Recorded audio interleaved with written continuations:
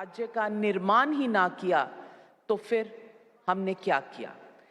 इसीलिए इसी परंपरा को आगे बढ़ाने के लिए ये नव भारत का नव निर्माण मंच है और इस पर हम बात करेंगे विकास की, इस पर हम बात करेंगे निर्माण की और इस निर्माण में इस राज्य के लिए कौन सबसे अच्छा होगा उस राजनीति की भी हम बात करेंगे। सारे मुद्दों पर आज बात होगी, पक्ष से विपक्ष से।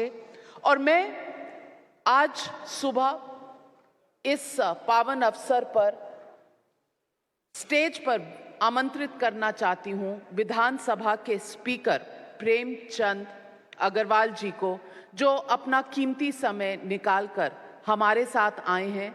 और मैं आपसे दरखास्त करूंगी कि आप और मेरे सहयोगी मिहिर भट्ट एग्जीक्यूटिव एडिटर हैं, दोनों अगर स्टेज पर आएं तो पहले परंपरागत हम दीप को प्रज्वलित करके इस कार्यक्रम की शुरुआत करेंगे।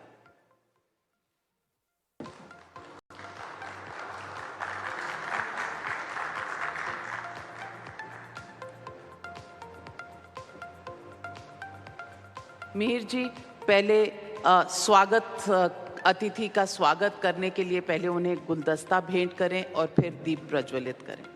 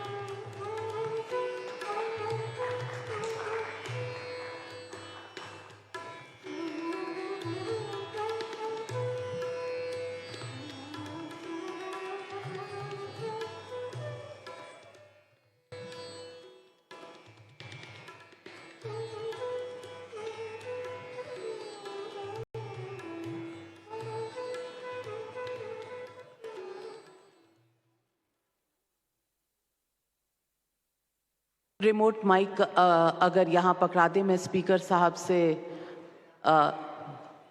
दो बातें करना चाहूँगी।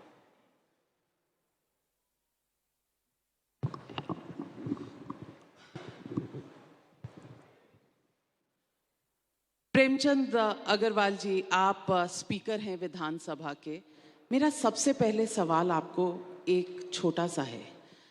आजकल देश में कहा जाता है कि रोजगार कम है, लेकिन जो आपका काम है वो शायद सबसे मुश्किल काम है, क्योंकि कॉलेजों में आजकल बंद पड़े हैं कोविड के कारण, लोग बच्चे जा नहीं रहे हैं। टीचरों का काम आसान हो गया है, लेकिन आपका काम, क्योंकि असेंबली में जिस तरह से कंट्रोल करना पड़ता है पक्ष को और विपक्ष को, उसमें कहीं ना कहीं अध्यक्ष का काम बहुत मुश्किल हो गया है।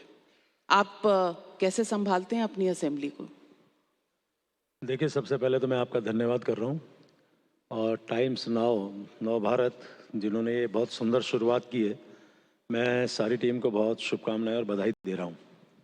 जहाँ तक आपके प्रश्न का जवाब है, मैं सौभाग्यशाली हूँ कि 5 वर्ष अब मेरे अध्यक्ष के कार्यकाल को होने जा रहे हैं और कल ही यानी कि आज से पहले वाली रात से पहले एक बहुत बड़ा आयोजन मेरे विधानसभा के शासकीय आवास देहरादून में था, जिसमें माननीय मुख्यमंत्री जी, अनेकों माननीय मंत्रीगण, विधायकगण और अन्य हमारे तमाम जनप्रतिनिधि वहाँ मौजूद थे।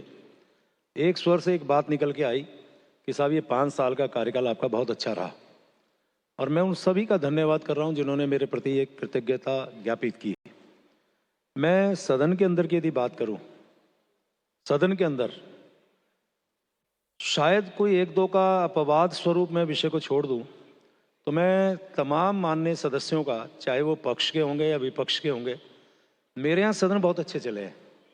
और मुझे खुशी इस बात की है कि एक बार सुमित्रा महाजन जी, जो हमारी लोकसभा अध्यक्षा थी, उन्होंने पूरे देश भर के अध्यक्ष विधानसभा गण बुलाए दिल्ली के अंदर संसद के अंदर, और उन्होंने एक चर्चा की कि हमारे जो सदन हैं वो ठीक से नहीं चलते हैं, उसमें क्या कहना है।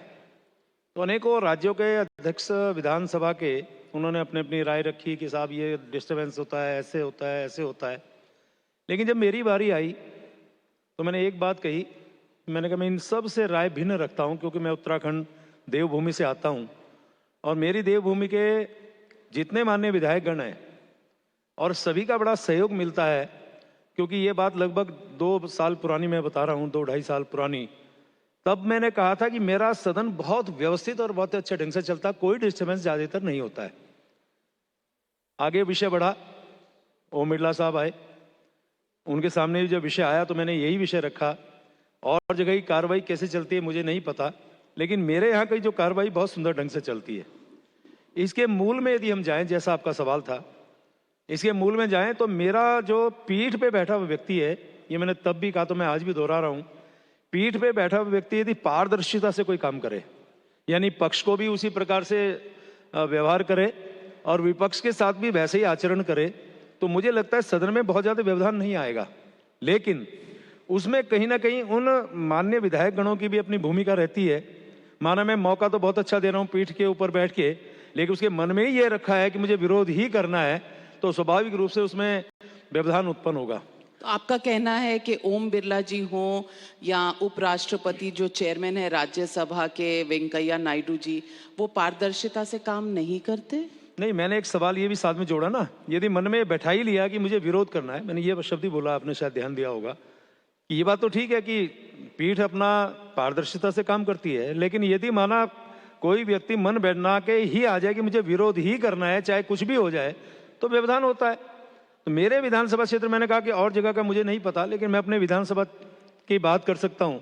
और ज्यादातर जब माननीय विधायकगण अपनी बात कहते हैं और मैंने उनकी सुनी और उसके बाद यदि एडमेंट होकर हल्ला करें तो स्वाभाविक रूप से उनका एक मन का जो भाव है वो प्रकट हो जाता है। तो ऐसे में मैं नहीं कह सकता कि ओम बिरला साहब बहुत विद्वान हैं, हमारे वेंकैया नायडू जी सभापति राज्यसभा हैं और बहुत लर्नेड हमारे जो हैं उपराष्ट्रपति हैं, उनके ज्ञान को तो मैं चुनौती कहाँ से दे सकता हूँ। लेकिन स्वाभाविक तौर पे मैं कह सकता हूँ कुछ जगह तो ऐसी है ही है कि अब जैसे माना हमारे यहाँ चुनाव है,